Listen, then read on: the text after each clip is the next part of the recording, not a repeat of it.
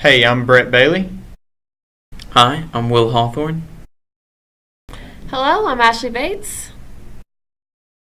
Hi, I'm Keegan Smeek. Who are you?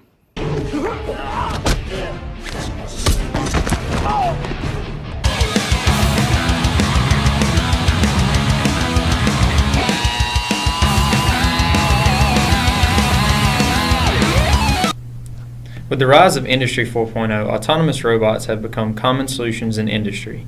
The goal in ME 2110 is to create an autonomous robot to compete against other teams in a battle to score the most points. The tasks available to obtain points are expelling Thanos, bringing Hulk home, collecting gems, and securing the gauntlet. The challenge is to create a machine that can complete the task quickly and consistently with limited energy sources, limited volume, and safe operation. The function tree determined for this project lists the main point-driven requirements of the robot, all taken into consideration at the start of the brainstorming process. Expel Thanos, bring Hulk home, collect the Infinity Stones, and collect the Gauntlet. These would be considered performance needs, as per the Kano model. They are not required for the robot to merely run, but they are essential for satisfaction. The Gauntlet, however, is a multiplier. This is an exciting need, good to have, but not necessary for good performance. Therefore, the other needs should come first. And not listed on this chart are the other basic needs, which are also absolutely necessary. That is, the robot is autonomous, durable, and within the volume limit. They are, however, all listed in the House of Quality as consumer needs. In this context, the needs for the competition. The chart then illuminates the most important engineering requirements for building, namely our choice of materials, programming, and range of motion. For this reason, sturdy wooden brackets were sure to be used in the final design. Much time was spent on programming, and much time was spent making drawer slides for range. Design-wise, the function subsystems were brainstormed by use of a morphological chart to break down specific actions which are used in multiple systems: extending, collecting, retrieving, detecting, and impacting. Extending was fulfilled by drawer slides, with a platform then retrieved by a motor and spool system. The IR sensor was deemed best for detecting, and etc. Finally, different choices for functions made for different systems, compared using the evaluation matrices, for which number 2, a system with the use of the slides, string retraction, flip and rolling arms for Hulk and Thanos, and gateway collection system was deemed best, although changes were implemented later by knowledge gained through the trial and error of development. Our final design overcomes the challenges of the project. The Hulk arm is a slap arm that rotates over a T-arm to trap Hulk, and then the arm is retrieved with a string attached to a motor and pulley system. The Thanos arm is a slap arm with a heavy expulsion block on the end that pushes Thanos out of the universe. The arms are interchangeable simply by loosening a set screw and moving the arms. These arms are deployed by a pneumatic actuator with a long block attached that hits both arms. Another pneumatic actuator deploys drawer slides to extend the platform, collecting gems and the gauntlet. After collecting gems in the gauntlet, a motor retracts the platform, bringing the gauntlet back into the starting zone, obtaining maximum points. The gem collector guides gems and rocks into the gem container, where the wood on top allows gems to fall through, but the rocks fall off into another universe. An IR sensor detects the shield falling and signals to retract the deployment actuator, pulling a pin, allowing the mouse traps to flip the gauntlet retriever over. A plastic ring with slits acts like a plastic lid containing the gauntlet. A motor then retracts, pulling the platform back in. Before settling on the chosen design, we came up with multiple designs and compared them against each other in order to select the best design. The first alternative design is very similar to our design that we chose, and this design just changed the method used for grabbing the gauntlet from a flip arm to a solenoid powered claw.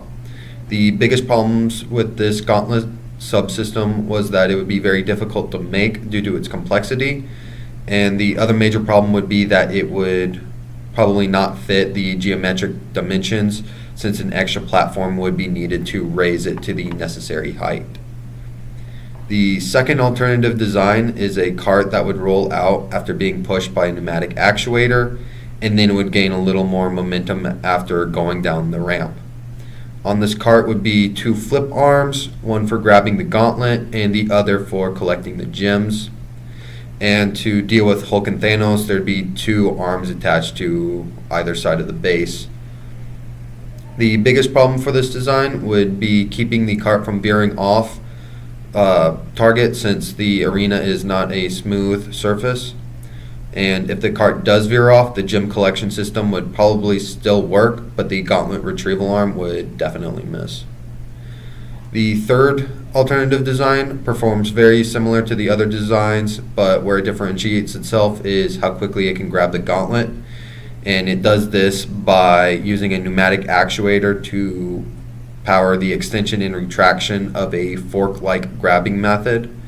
This design also adds some modifications to the design that we chose, such as putting a gem collection and filtration method on a flip arm on top of the platform to reach the outer edges of our zone, as well as adding extension bars on the Thanos expulsion system to allow for some movement of Thanos.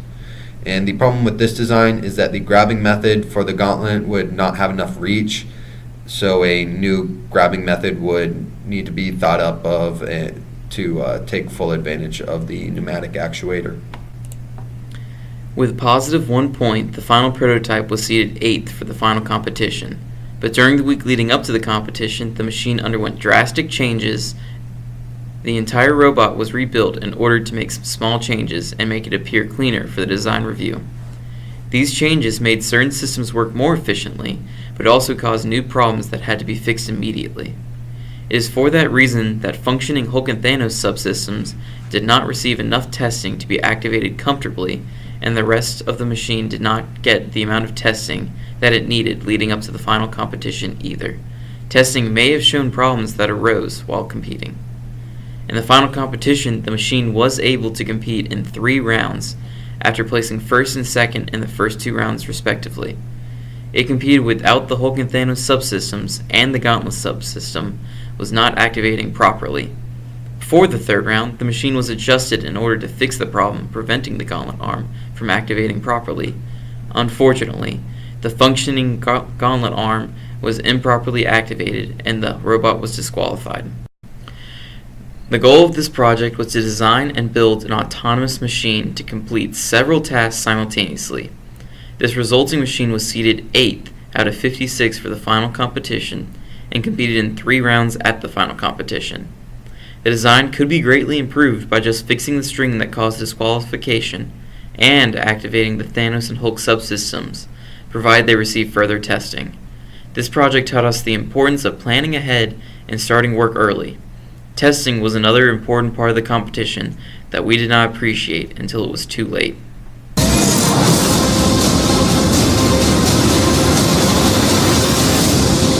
Yes, that will be all, Ms. Rushman. Thank you very much. I want one. No.